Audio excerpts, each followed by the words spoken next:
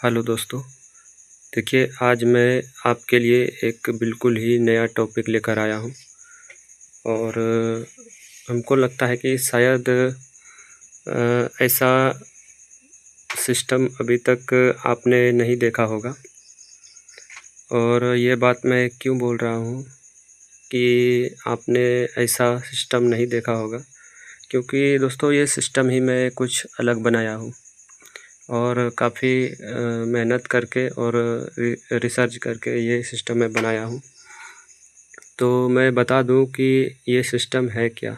मैं बता दूं कि ये जो आप सर्किट देख रहे हैं, एक तरह का सर्किट ही बोलिए इसको, क्योंकि इसमें 2 ट्रांसफार्मर, एक रिले और अपना वोल्ट मीटर लगा है।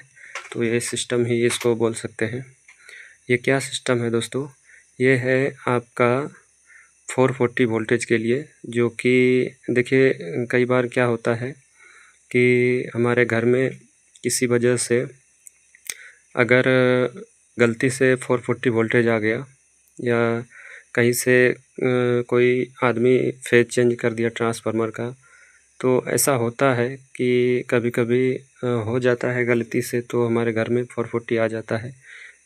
तो उसमें क्या होगा कि दोस्तों आपको पता है कि 440 वोल्टेज तो बहुत डेंजरस होता है। तो अगर 440 वोल्टेज आ जाए घर में तो कुछ भी डैमेज हो सकता है, जल सकता है।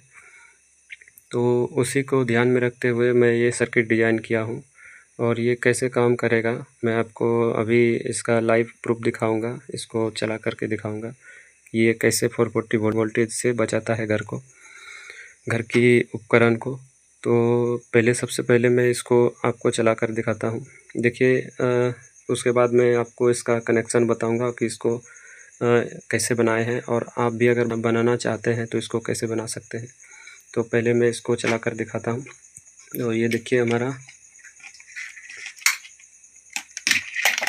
ये है हमारा प्लग, और ये प्लग कहाँ से लगा है, ये वायर में लगा है ये प्लग।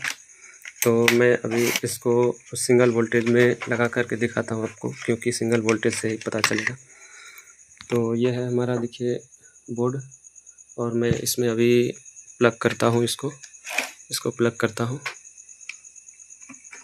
देखिए मैं इसको प्लग किया। मीटर पे ध्यान दीजिए। देखिए अभी जो वोल्टेज सिंगल में आता है, अभी हमारे यहाँ पर वोल्टेज थोड़ा कम है, 200 के करीब है, तो ये 200 दिखा रहा है दोस्तों। जो सिंगल में वोल्टेज रहेगा वो उस वोल्टेज में ये नॉर्मली चलेगा। और यहाँ पर देखिए एक इंडिकेटर लगाया हूँ मैं, यहाँ पर एक ग्रीन कलर का इंडिकेटर, ब्लू कलर का इंडिकेटर लगाया हूँ और एक रेड कलर का लगाया हूँ। तो अभी ब्लू कलर का इंडिकेटर जल रहा है, इसका मतलब है कि ये कोई दिक्कत नहीं, कोई फॉल्ट नहीं है, ये ओके है। और अब मैं इसमें 440 वोल्टेज लगा करके दिखाता हूँ। मेन टॉपिक हमारा 440 का है, तो मैं इसको 440 में लगा कर दिखाता हूँ। देखिए दोस्तों मैं यहाँ पर एक 440 वोल्टेज बनाया हूँ सिंगल वोल्टेज से। ये हमारा ट्रांसफार्मर लगा हुआ है और यहाँ पर 440 वोल्टेज में बनाया हूँ। इसको मैं पहले आपको चेक करके दिखा देता हूँ कि इसमें 440 वोल्टेज है या नहीं। तो ये हमारा मीटर है, इसको मैं 600 वोल्ट AC के रेंज में सेट किया हूँ। अभी मैं इस पर चेक करता हूँ, देखिएगा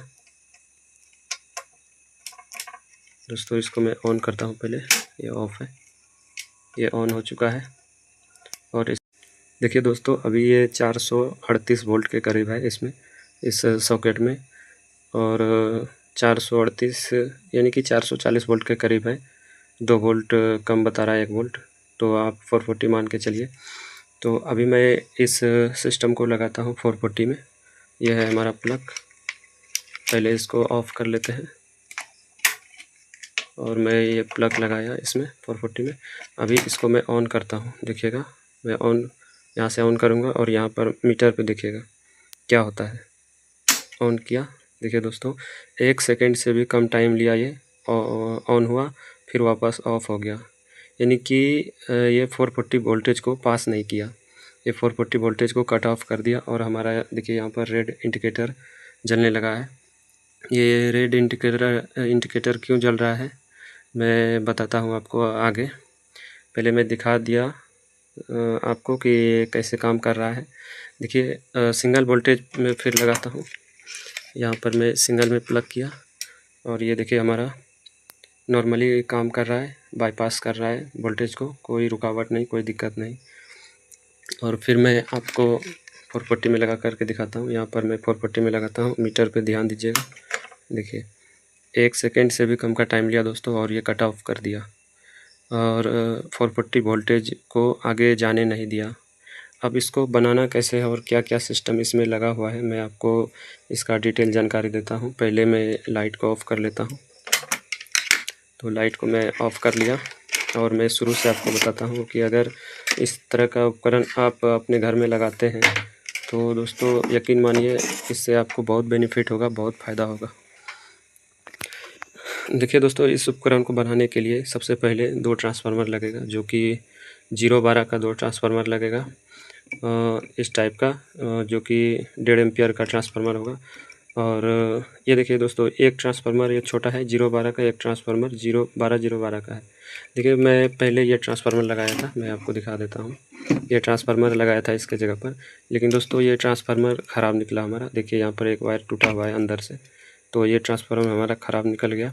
तो इसलिए मेरे पास अभी नहीं था, तो मैं ये ट्रांसफार्मर लिया हूँ सिर्फ आपको दिखाने के लिए। आप जब बनाएंगे तो इस टाइप का 2 ट्रांसफार्मर लगेगा इसमें 0-12 का, और 2 ही ट्रांसफार्मर लगेगा, क्योंकि ये सिंगल ट्रांसफार्मर से काम नहीं होगा दोस्तों। इसमें 2 ट्रांसफार्मर लगाना ही है हर हालत में। और क्यों लगाना है मैं आपको उसका भी बताता हूँ कि क्यों लगाना है। देखिए सबसे पहले 2 ट्रांसफार्मर लीजिए, 2 ट्रांसफार्मर ले करके उसको सीरीज कीजिए। देखिए यहाँ पर मैं सीरीज किया हूँ, एक वायर इसका और एक वायर इसका, दोनों को सीरीज कर दिया हूँ। इसको साइड कर देते हैं और एक वायर इसका लिए और एक वायर इसका लिए। अब मान के चलिए ये दोनों हमारा पोल से आ रहा है, जो कि मेन सप्लाई होता है 220 वोल्ट का, ये पोल से आ रहा है। तो इसी में ये दोनों ट्रांसफार्मर का एक एक वायर कनेक्ट हो जाएगा। ये वाला एक ट्रांसफार्मर का और एक वायर ये ट्रांसफार्मर का कनेक्ट हो जाएगा और आपस में ये दोनों को सीरीज कर देंगे। और इधर सेकेंडरी साइड देखिए, इसका एक वायर ले लेंगे और इस ट्रांसफार्मर का एक वायर ले लेंगे। इस टाइप का ट्रांसफार्मर लेंगे तब दोस्तों, क्योंकि इसमें देखिए 2 ही तार है, इसमें तो 3 वायर है। तो इस टाइप का ट्रांसफार्मर लेना है और दोनों को एक वायर इसका लास्ट का ले लेंगे, एक वायर इसका लास्ट का ले लेंगे और एक वायर जो बचेगा दोनों को आपस में शॉर्ट कर देना है, सीरीज कर देना है। तो ये हो जाएगा हमारा सीरीज। सीरीज करना क्यों ज़रूरी है मैं बताता हूँ आपको। तो देखिए ये दोनों वायर को ले लिए, अब यहाँ पर बन गया हमारा 12 और 12, दोनों उसको सीरीज कर दिए तो ये 24 वोल्ट हो गया। और हमारा रिले भी है 24 वोल्ट का, और आपको रिले 24 वोल्ट का ही लेना है, इसमें 12 वोल्ट का रिले नहीं चलेगा। और यहाँ पर देखिए मैं 4 डायोड लगाकर एक छोटा सा रेक्टिफायर बनाया हूँ, सिर्फ आपको दिखाने के लिए। आप जब इसको बनाएंगे तो थोड़ा अच्छा तरीके से बनाएंगे। और एक फ़िल्टर कैपेसिटर लगाए हैं इस AC वोल्टेज को DC में फ़िल्टर करने के लिए। और यहाँ पर देखिए ये है आपका 25 एम्पियर 24 वोल्ट का रिले है। और रिले आपको दोस्तों 24 वोल्ट का ही लेना पड़ेगा। एम्पियर आप अपने लोड के हिसाब से डिसाइड करेंगे कि कौन सा कितना एम्पियर का हमारा लोड है घर में, उसी के हिसाब से। और यहाँ पर इसको कनेक्शन कर दिए हैं, इसके रिले के दोनों पॉइंट पे एक एक वायर को कनेक्शन कर दिए हैं। और यहाँ पर देखिए ये जो वायर आ रहा है दोनों, यहाँ से तो ट्रांसफार्मर में चला गया, ट्रांसफार्मर में। अब यहाँ से एक वायर को कॉमन बना लेंगे, इसी को कॉमन बना करके लोड में दे देंगे, घर में जो भी लोड है उसी में दे देंगे। और यहीं से एक वायर देखिए मैं लिया हूँ, जो कि ये वायर है अपना इंडिकेटर के लिए। ये जो 2 LED लगा हुआ है, इसमें इस दोनों LED का कॉमन किए हैं यहाँ पर 2 रेजिस्टेंस लगा करके। ये रेजिस्टेंस है 330 और 330 के, दोनों रेजिस्टेंस 330 के का है। और जब आप इसको बनाएंगे दोस्तों तो इसमें देखिए मैं आपको दिखाने के लिए सिर्फ 1/4 वाट का रेजिस्टेंस लगाया हूँ। इसमें आप 1/2 वाट का रेजिस्टेंस लगाएंगे या 1 वाट का। 1 वाट का करना है तो 1/2 वाट का लगाएंगे, ज़रूरी है 1/2 वाट लगाना, क्योंकि 1/4 वाट लंबा समय तक नहीं चलेगा, दिक्कत करेगा, वो जल जाएगा। तो इसमें देखिए कॉमन से हमारा एक चला गया यहाँ पर लोड। अब मान के चलिए ये लोड है, ये हमारे घर में जा रहा है सप्लाई, या घर में या किसी भी चीज़ में जा सकता है, ये जा रहा है। अभी यहाँ से एक वायर डायरेक्ट आया, ये कॉमन चला गया, जो कि न्यूट्रल होगा। अब फेज वायर देखिए यहाँ से जो आ रहा है रेड कलर का, यहाँ से आया और ये ट्रांसफार्मर में चला गया। यहाँ से वायर यहाँ इसके देखिए ये रिले है और रिले के कॉमन पॉइंट पर ये फेज वायर मैंने लगा दिया हूँ। फेज वायर यहाँ पर कॉमन पे लगाए हैं।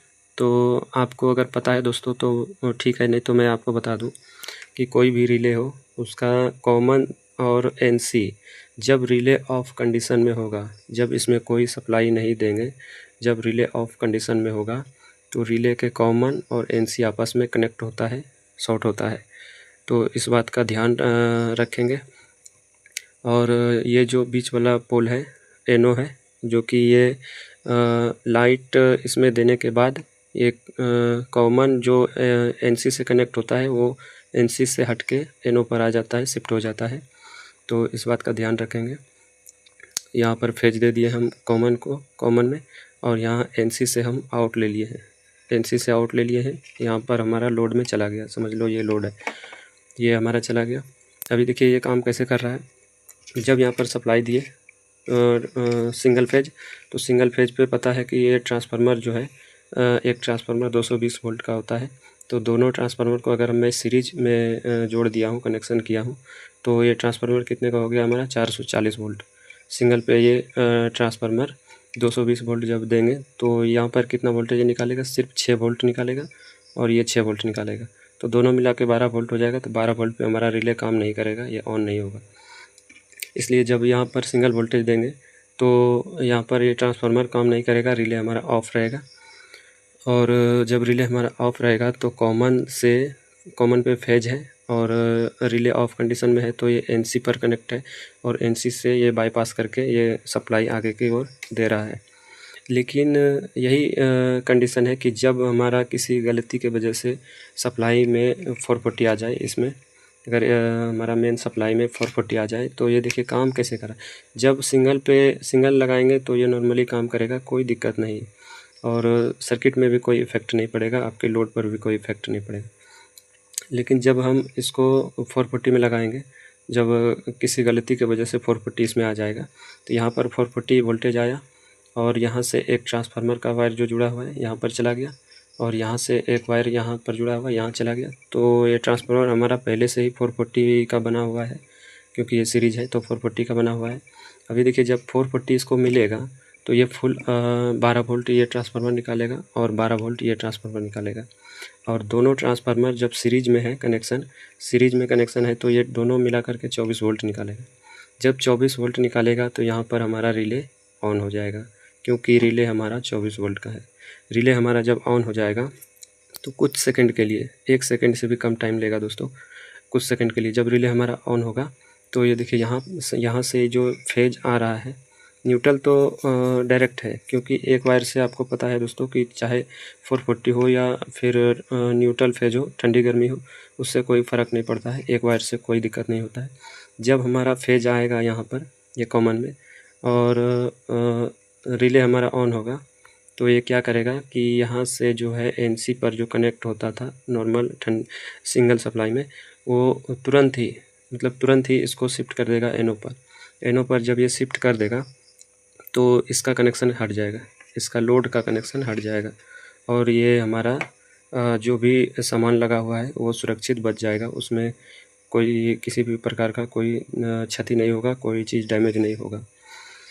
तो दोस्तों अगर इस सर्किट को बनाते हैं आप और बना करके घर में लगाते हैं तो मेरा मानना है कि आप को बहुत फ़ायदा होगा, आपको बहुत दिक्कत जो होता है कभी वोल्टेज ज़्यादा आने से, वो सभी वोल्टेज से बच सकते हैं या सामान को बचाया जा सकता है।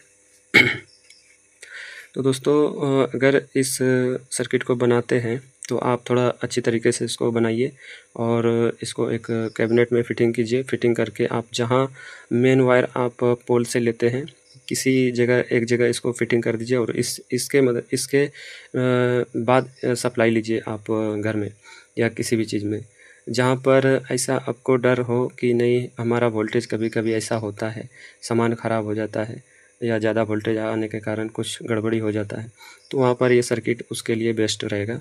ना कि जिसके यहाँ वोल्टेज अच्छा आता है, कोई दिक्कत नहीं आता है, उसके लिए ये सर्किट किसी काम का नहीं है। जिसके यहाँ वोल्टेज गड़बड़ आता है ज़्यादा आता है, नुकसान होता है बार बार, उसके लिए सर्किट बेस्ट होगा।